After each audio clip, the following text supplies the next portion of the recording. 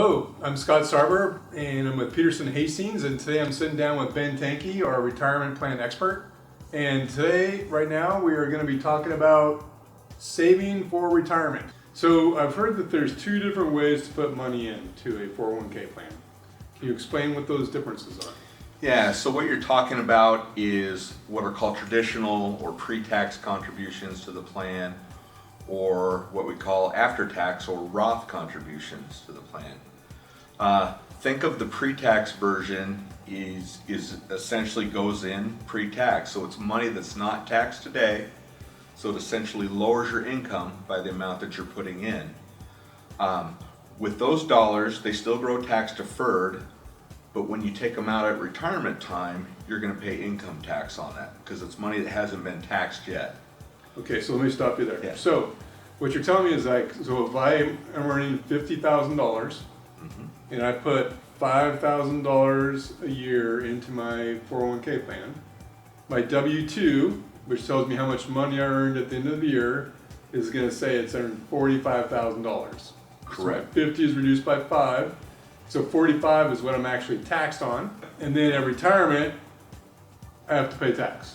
Yeah, so think of it also when you're deciding, whether you're going to make pre-tax or post-tax, where your tax rate is today. So with the after-tax or Roth contribution, that money goes in after tax today.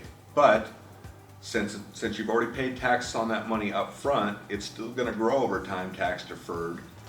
But the good thing is you're going to take out that money plus any earnings tax-free at retirement time. Okay, so if I do a Roth plan or an after-tax plan, either way, so my $50,000 that I've earned, I put in $5,000 into the 401k plan, but my W-2 doesn't get reduced. It stays at $50,000, that's my taxable income, but then that $5,000 I put into the plan grows tax-free forever until I take it out. Correct. Yeah.